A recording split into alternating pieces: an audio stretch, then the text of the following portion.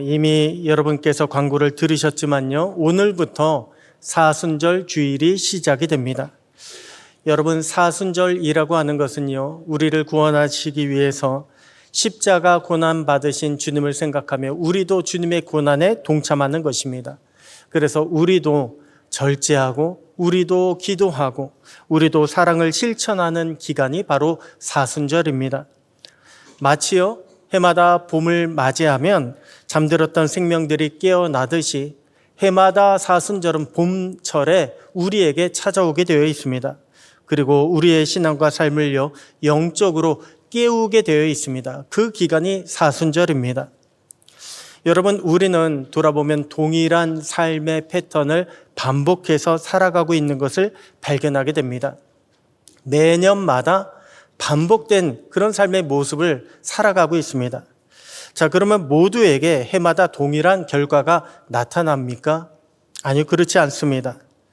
모두가 똑같이 반복된 삶을 살아가고 있는 것 같은데 어떻게 받아들이느냐에 따라서 또한 어떤 자세로 임하느냐에 따라서 그 반복된 삶을 소모적인 그런 삶으로 만드는 사람이 있고 반복된 삶을 누구는 발전적인 삶으로 만들어가는 사람이 있다는 것입니다. 그것은 누구에게 달렸을까요? 남에게 달린 것이 아닙니다. 그것은 전적으로 나에게 달려 있습니다. 내가 어떤 마음으로 어떤 자세로 만나고 또한 반복해서 살아가고 있는가. 우리의 마음이 달라지면요, 반복된 삶도 달라지게 되어 있습니다. 여러분, 이번 사순절 기간에도요, 우리가 어떻게 하느냐에 따라서 은혜의 내용이 달라지게 될 것입니다. 우리가 어떤 자세로 임하느냐에 따라서 은혜의 결과가 달라지게 될 것입니다. 주님은 올해도 사순절을 통해서 우리를 깨우고 계십니다. 올해도 사순절의 은혜 가운데 우리를 초대하고 계십니다. 이 믿음 가지고 사순절 행사, 작년에도 했고 늘 비슷비슷한 것 같은데 올해도 또 해야 되나? 아니요, 그렇게 생각하지 마시고 올해는 주님께서 어떠한 은혜를 나에게 부어주실까? 이러한 믿음과 소망 가지고 사순절 행사에 적극적으로 임해 주시기를 부탁드립니다. 그러면 새롭게 부어주시는 주님의 은혜가 저와 여러분의 삶 가운데, 가정 가운데, 사업 가운데 충만하게 될 줄로 믿습니다. 오늘은요, 요한복음의 7기적, 그 마지막 사건인 나사로를 살리신 기적의 내용을 가지고 우리의 생명이 되신 예수님에 대해서 함께 말씀을 나누도록 하겠습니다.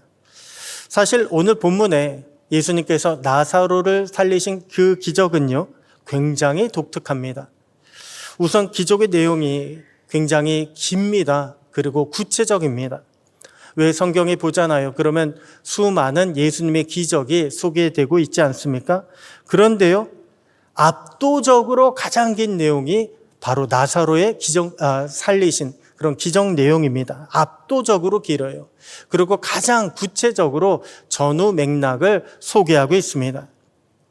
그리고 오늘 본문의 사건은요, 예수님의 십자가 고난과 부활 얼마 전에 일어난 사건이었습니다. 그래서 많은 유대인들이 나사로를 살리신 예수님을 보고서 예수님을 믿었다고 했습니다. 반대로요, 대제사장들과 바리새인들은 나사로를 살리신 그 사건 때문에 사람들이 예수님을 따르지나 않을까 전전긍긍하며 불안해했다고 했습니다. 그래서 결정적으로 도저히 못 참겠다. 이제 우리가 예수를 죽이자라고 그렇게 모의하게 된, 작정하게 된 계기가요, 바로 오늘 본문의 나사로를 살리신 사건이었습니다. 여러분, 그렇다면요, 나사로를 살리신 이 사건이 왜 이토록 중요한 사건일까요? 왜 이 사건 하나로 일반 사람들은 물론이고 대제사장들까지 공회를 소집해 가며 난리를 치고 있을까요? 나사로를 살리신 사건은요, 인간의 가장 큰 문제였던 죽음을 극복한 사건이기 때문에 그렇습니다. 아니, 예수님께서 죽은 사람을 살리신 사건은 이전에도 있지 않았습니까? 회당장 야이로의 죽은 딸을 살려주셨고요. 그리고 나인성 과부의 죽은 아들도 예수님께서 살려주시지 않았습니까? 그런데 여러분, 그때는요, 예수님께서 죽은 지 얼마 안 된 그런 사람들을 살리신 사건이었습니다. 오늘 본문의 나사로처럼요, 죽은 지 나흘이나 지난 사람, 그 사람을 살린 것이 아니었습니다. 여기서 나흘이라고 하는 기간은요, 이제는 돌이킬 수 없는 완전한 죽음의 상태를 의미하는 시간입니다. 그래서 마르다가 뭐라고 이야기합니까? 나흘이나 되어서 벌써 냄새가 난다라고 그렇게 이야기를 하고 있는 것입니다. 그렇습니다. 여러분, 인간에게 있어서요, 죽음이라고 하는 것은 가장 큰 문제입니다. 또한 우리 인생에는 수많은 문제들이 있습니다. 하지만 그 중에서 가장 큰 문제, 그 중에서 가장 극복할 수 없는, 아니 절대로 극복할 수 없는 문제가 바로 죽음의 문제입니다. 그렇기 때문에 아무리 힘센 사람이라고 할지라도요, 죽음 앞에서만큼은 약해질 수밖에 없습니다. 아무리 돈이 많은 재벌이라고 할지라도 죽음 앞에서는 겸손해질 수밖에 없고, 아무리 절대 권력을 가진 사람이라고 할지라도 죽음 앞에만 서면 두려워할 수밖에 없습니다. 그래서 우리에게 그 어떤 문제가 있다고 할지라도요, 죽음의 문제 앞에 놓고 비교해 보면요, 아무것도 아닌 것이 되는 것입니다.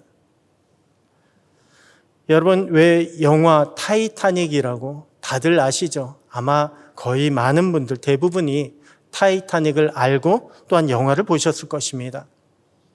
당시에 최고이자 또한 최대 호화 유람선이었던 타이타닉의 1등석에는 영국의 상류층 부자가 타고 있었습니다. 상류층의 부자들, 귀족들, 그리고 유력한 정치인들이 타고 있었습니다.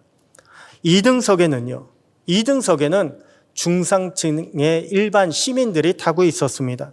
그리고 마지막 3등석에는요, 가장 낮은 계층의 일용직 노동자들, 그리고 희망을 찾아서 미국으로 떠나는 그런 이민자들이 타고 있었습니다. 타이타닉이라고 하는 동일한 공간 안에서요, 영화는 이들의 환경이 얼마나 차이가 나는가, 이들의 삶이 얼마나 다른가라고 하는 것을 우리에게 보여주었습니다. 1등석 승객들을 보니까 1등석 승객들은요, 날마다 파티를 열고 있습니다. 호화로운 파티를 열고 있습니다. 그리고 배 안에서도 1등석 승객들은요, 시종을 부리고 있습니다. 권력을 누리고 있습니다. 반면에 3등석 승객들은 어떨까요? 3등석에 있는 승객들은 빛도 제대로 들어오지 않는 방에서 비좁게 생활하고 있습니다. 그들이 먹고 있는 것은 싸구려 빵이에요. 그들도 작은 파티를 열고 있습니다. 그런데 그들이 마시는 것은 싸구려 맥주를 마시고 있습니다. 그래도 즐겁다고 그렇게 배를 타고서 미국으로 가고 있었습니다. 누가 보더라도 타이타닉 안에는요, 마치 우리의 인생을 다 끌어다 모은 것처럼 가진 사람이 있고 없는 사람이 타고 있었어요. 그런 사람들의 차이는 분명했습니다. 그런데 그 배가 빙산에 부딪혀 침몰하게 되니까 어떤 일이 벌어집니까? 다 똑같아졌습니다. 배가 부딪혀서 가라앉고 있습니다. 배가 이제는 침몰할 것 같습니다. 그렇게 되니까 어떻게든 살아보겠다고요, 가진 사람들이 그 가지고 있던 것들을 내려놓기 시작합니다. 자랑하기 위해서 가지고 왔던 돈들, 폐물들, 아니면 자기가 가지고 있던 집안의 갑오들, 이것들을 자랑했는데 이거 다 내려두고 내가 구명선에 올라타겠다고 그렇게 나서고 있습니다. 또한 도도한 모습들, 나는 명예를 소중하게 여긴다, 이런 도도한 모습을 가진 사람이요, 나 먼저 태워주면 안 되겠냐고 그렇게 목숨을 구걸합니다. 죽음 앞에 놓고 보니까요, 모두가 똑같아진 거예요. 여러분, 우리에게 죽음보다 더 큰 문제는 없습니다. 아무리 우리의 자식들이 공부를 잘 못하고 그래서 걱정되고 속상하다라고 할지라도요, 죽음 앞에 놓고 보잖아요. 그러면 아무것도 아닙니다. 자식이 큰 사고로, 큰 질병으로 죽음의 문턱에 서게 되면요, 오로지 바라는 것은 자식이 살아나는 거예요. 제발 건강하게만 살아다오, 자라다오. 그것 죽음 앞에서 우리의 마음은 바뀌게 되어 있습니다. 아무리 우리가 돈 문제 때문에 너무나 힘들다고 죽겠다고 입으로 이야기한다 할지라도요, 죽음 앞에 가면 아무것도 아닙니다. 내가 죽을 병에서 살아나게 되잖아요. 그러면 야, 살아나니 다행이라고 그렇게 이야기합니다. 우리의 생각이 바뀌게 되어 있습니다. 여러분, 이상하지 않습니까? 아니, 분명 죽음은요, 우리가 뛰어넘을 수 없는 가장 큰 문제입니다. 그런데 우리가 죽음 앞에 서게 되는 순간, 그동안 우리를 너무나 괴롭혀 왔던 것, 내가 너무나 힘들어 했던 그 모든 수많은 인생의 문제들이요, 정말 별거 아니다라고 하는 것을 깨닫게 됩니다. 아니, 죽으면 아무것도 가져갈 수 없는데 나는 왜 그토록 돈을 벌겠다고 인생을 허비하고 있었나? 아니, 돈을 가져갈 수도 없는데 나는 왜 돈 벌겠다고 그 소중한 가족들을 돌보지 못했나? 우리는 죽음 앞에서 이것을 깨닫게 됩니다. 아니, 죽으면 우리가 주님 앞에 서게 될 텐데 왜 그동안 나는 그토록 저 사람들을 미워하며 살았는가? 여러분, 생각해 보십시오. 주님 앞에 서는데 내가 미워하는 마음 가지고, 남을 미워하는 그 마음 가지고 주님 앞에 서게 되면 어떤 일이 벌어질까요? 주님은 그러한 우리를 뭐라고 말씀하시겠습니까? 왜 좀 더 기회가 있을 때 나는 봉사하지 않았을까? 그동안 귀찮아하며 거부하고 있었나? 죽음 앞에서는요, 내 인생을 돌아보게 되어 있습니다. 나는 얼마나 내 인생을 가치 있는 인생으로 만들어가고 있었는가? 왜 보다 감사하지 못했을까? 왜 보다 내가 가진 것으로 남에게 베풀어 주지 못했을까? 여러분, 죽음은요, 사실 우리의 인생을 두렵게 만드는 것이 아닙니다. 죽음은요, 우리의 인생을 제대로 보게 만들어주고 있습니다. 나는 지금까지 어떻게 살아왔나? 나는 앞으로 어떻게 살아가야 될 것인가? 죽음은 그렇게 우리의 인생을 볼 수 있도록 만들어주고 있습니다. 오늘 저와 여러분에게는 어떤 문제가 있을까요? 어떤 문제가 우리의 입에서 감사 대신 불평이 나오게 만들고, 무엇이 주님이 주시는 말씀과 은혜를 빼앗아 가고 있습니까? 주님의 평안을 빼앗아 가고 있습니까? 여러분, 우리는요, 타이타닉을 타고 있는 승객들처럼 제한된 시간을 살아가고 있다는 것을 명심해야 합니다. 시간이 다 되면요, 우리는 주님을 만나야 합니다. 주님 앞에 서야 합니다. 그러므로 우리는 그 주어진 인생의 시간을 소중히 여기며 가치 있는 시간으로 만들어 가야 합니다. 주님의 감사와 주님의 사랑으로 우리의 인생을 채워가야 합니다. 그렇게 인생을 바꾸고 그렇게 인생을 변화시켜 나가는 저와 여러분 모두가 되시기를 주님의 이름으로 축복합니다. 다음으로 본문은 죽었던 나사로를 살리신 기적을 통해서 우리에게 무엇을 말씀해 주고 있을까요? 우리가 생명을 얻기 위해서는, 구원을 얻기 위해서는 우리 주님을 믿어야 한다라고 하는 것을 말씀해 주고 있습니다. 우리 주님을 믿어야 한다.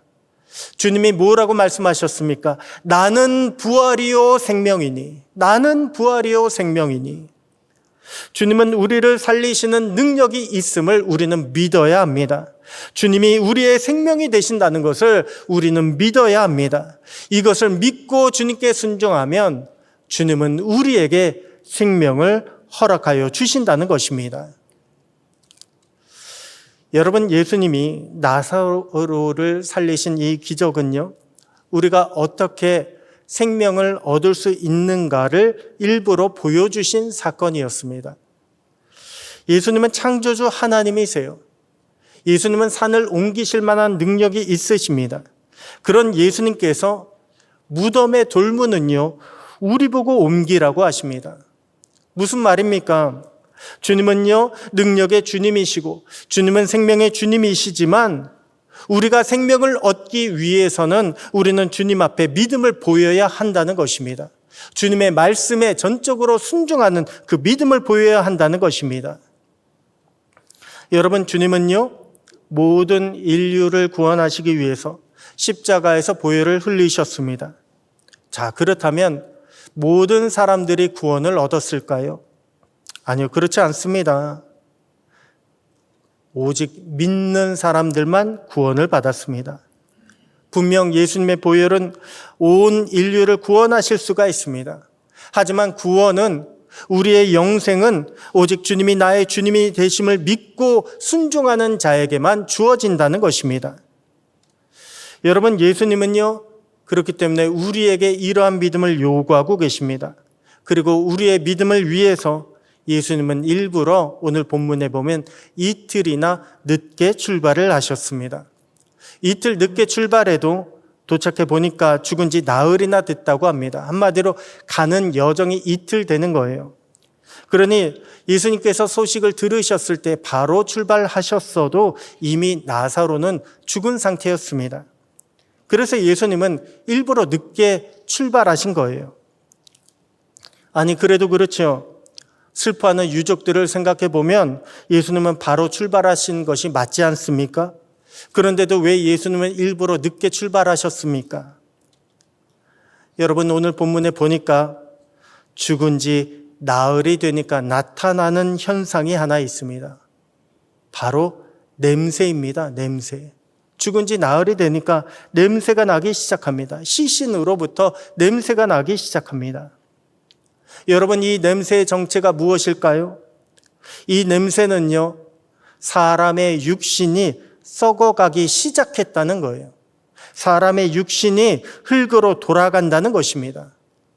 그래서 시신으로부터 냄새가 나기 시작하면 사람들은 더 이상 미련을 갖지 않습니다.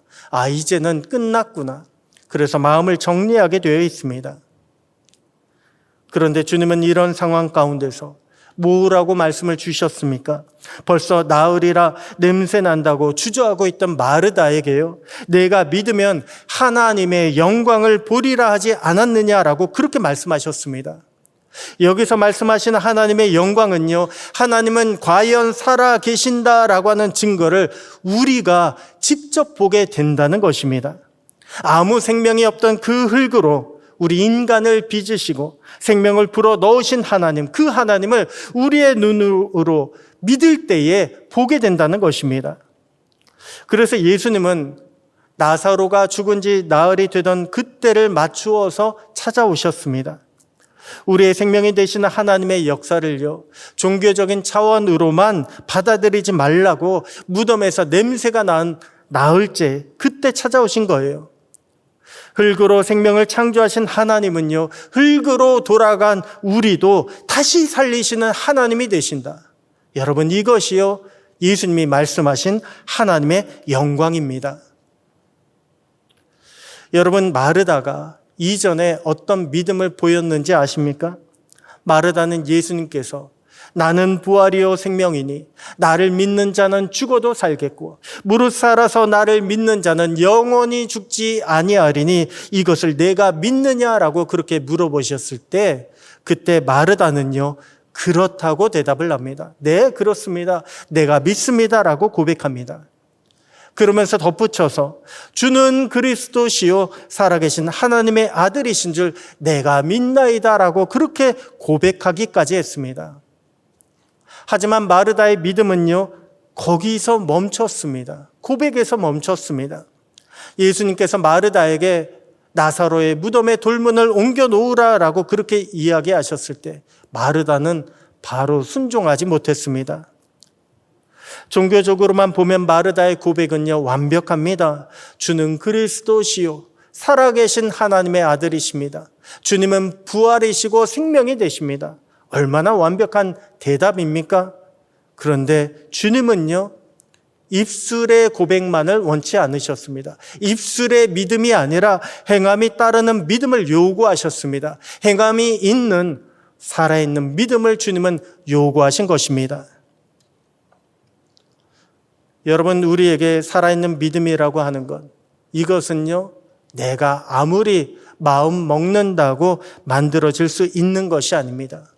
내 의지로, 내 노력으로 내 믿음을 살아있는 믿음으로 만들 수 있는 것이 아닙니다. 살아있는 믿음이라고 하는 것은요, 오직 우리 주님의 성령이 내 안에 계셔서 우리를 주장하실 때에 그때 비로소 완성되는 것입니다. 성령이 없이는요, 우리의 믿음은 약해질 수밖에 없습니다. 내 의지로는 우리의 믿음에 한계가 있습니다. 약해질 수밖에 없습니다. 여러분, 예수님의 제자들을 한번 생각해 보십시오. 이전에 예수님의 제자들은 어떠했습니까? 이전에 예수님의 제자들은 분명 믿음이 있었습니다. 예수님을 따라다니면서 예수님으로부터 배운 많은 말씀의 지식이 있었습니다. 또한 제자들에게는요, 예수님의 이름으로 병을 고치고 귀신을 내어쫓는 그런 권능까지 행했습니다. 하지만 성령을 아직 받지 못했을 때에 그때 제자들의 믿음은요, 연약했습니다. 시험에 쉽게 넘어갔고요. 그리고 두려워하며 도망치기까지 했습니다. 그런데 나중에 예수님이 부활하시고 마가의 다락방에 모여서 함께 기도할 때에 오순절 성령 세례를 받고 나서 어떤 일이 벌어졌습니까? 성령이 임하시고 나니까요, 그렇게 두려워하고 연약해하던 그들의 믿음이요, 담대한 믿음으로 바뀌게 되었습니다. 그래서 담대하게 나아가서 복음을 증거하고 또한 주님의 교회를 세우는 자들이 되었습니다. 주님의 성령이요, 우리의 믿음을 완성시키는 거예요. 주님의 성령이 우리의 믿음을 살아있는 믿음으로 만들어 주시는 것입니다. 오늘 우리의 믿음은 어떻습니까? 오늘 우리는요, 내가 잘 안다고, 내가 입으로 고백하고 있다고, 내가 입으로 기도하고 있다고, 잘 믿는다, 혹 우리는 그렇게 생각하고 있지는 않습니까? 바라기는 우리의 믿음이요, 살아있는 믿음, 살아있는 믿음이 되도록 매일 성령의 충만함을 구하시기 바랍니다. 성령의 인도하심에 믿음으로 순종하시기 바랍니다. 주님의 성령이 이끄시는 대로 내가 그대로 아멘하며 나아갑니다. 순종합니다. 그럴 때 우리 안에 막혀있던 모든 문제가 풀리게 될 것입니다. 그때에 죽은 것 같은 우리의 인생이 주님의 성령을 힘입어서 살아나는 역사를 보게 될 것입니다. 오늘 저와 여러분에게 이러한 은혜가 있게 되기를 축복합니다. 그래서 언제나 우리 주님의 성령을 힘입어서 날마다 주님의 이름을 외치고 찬양하며 또한 그 가운데 승리하며 살아가는 저와 여러분 모두가 되시기를 주님의 이름으로 축복합니다. 마지막으로 주님이 우리의 생명이 되신다면 우리는 어떻게 해야 할까요? 내가 주님이 나의 생명이 되심을 믿는다면요, 우리는 끝까지 우리 주님을 놓치지 말아야 합니다. 끝까지 우리 주님과 동행하는 자가 되어야 합니다. 여러분, 예수님께서 죽은 나사로를 살리신 것을 요한복음은 뭐라고 표현하는지 아십니까? 오늘 우리가 읽었던 본문 바로 뒤에 45절에 보니까 예수님이 마리아에게 와서 하신 일이라고 그렇게 표현하고 있습니다. 예수님이 마리아에게 와서 하신 일이다. 아니, 기적의 내용을 보면요, 나사로를 살리신 거예요. 죽은 나사로를 살리신 것입니다. 또한 이야기 전체를 쭉 읽어보면 이야기의 전개는 마리아보다는 언니인 마르다를 중심으로 펼쳐지고 있습니다. 나사로의 기적에서 마리아는요, 정말 짧게 등장을 합니다. 그런데 왜 요한복음은 이 사건을요, 예수님께서 마리아에게 와서 하신 일이다라고 그렇게 말씀하고 있을까요? 이 사건을 통해서 가장 큰 은혜를 받은 사람, 이 사건을 통해서 가장 놀라운 변화를 겪은 사람이 바로 마리아라고 하는 것입니다. 사실 마리아는 오라버니인 나사로가 죽었을 때 너무나 큰 낙심을 겪게 됩니다. 아니, 예수님만 여기 계시기만 했었어도 우리 오라비가 죽지 않았을 것이다. 마리아에게는요, 예수님을 원망하는 마음까지 있었습니다. 그런데 예수님께서 죽었던 나사로를 살려주셨습니다. 자, 그러자 다들 죽었던 나사로를 주목합니다. 아니, 죽은 지 나흘이나 된 사람이, 그래서 냄새까지 났던 그 사람이 다시 살아났는데 나사로 몸 좀 보자고, 어디 몸이 상한 데는 있지 않나, 나사로를 보게 됩니다.